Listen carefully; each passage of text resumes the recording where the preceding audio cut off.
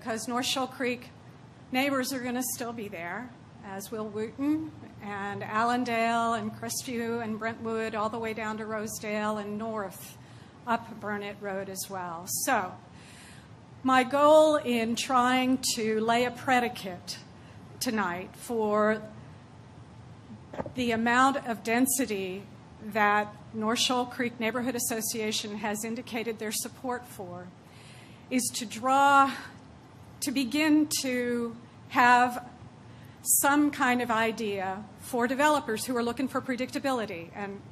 I agree, we all want to have some predictability. We haven't done the corridor study yet. We know that there are density nodes. Stephen Zettner has done amazing work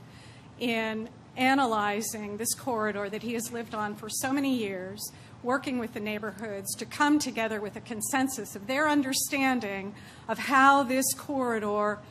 should look 10, 20 years from now when, frankly, many of us won't be sitting here in this room.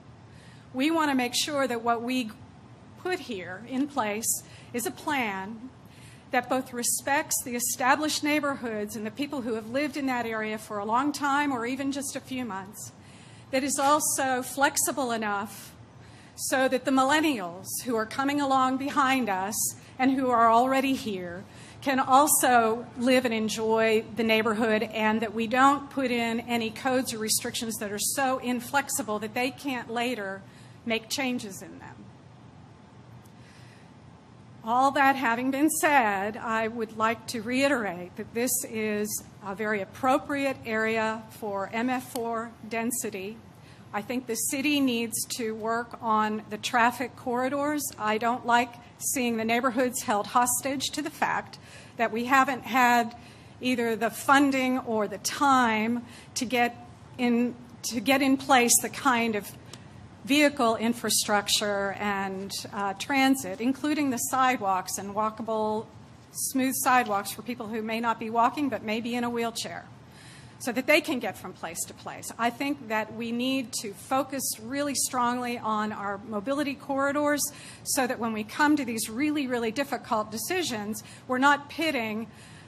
the neighborhoods who are living there, and they're going to be there long after the Gordons and the Crumps sell their land and move off, and long after this development, if Mr. Sackman gets his MF6, after that's built, they will still be there, and they will have to deal with the results of this.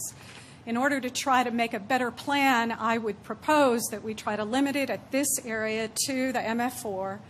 and then please ask staff and council to work hard on forwarding our plans for mobility so that we can have the infrastructure prepared for the kind of density that we need to see along the traffic corridors. One last thing I would say at this point, the Burnet Road traffic corridor is entirely in District 7, and I recognize that from the day that I threw my hat into the ring to run for office, and it was a lot of learning that I had to acquire in a very short period of time. And I thank a number of the people who are in this room for helping me to even begin to lift the corner and the edge of that large amount of knowledge to understand what it is that we're working on here. But these are large issues, and they will ring down the years ahead of us. So I want us to make the right decision, and the plan for this corridor is absolutely imperative. And I don't want to set down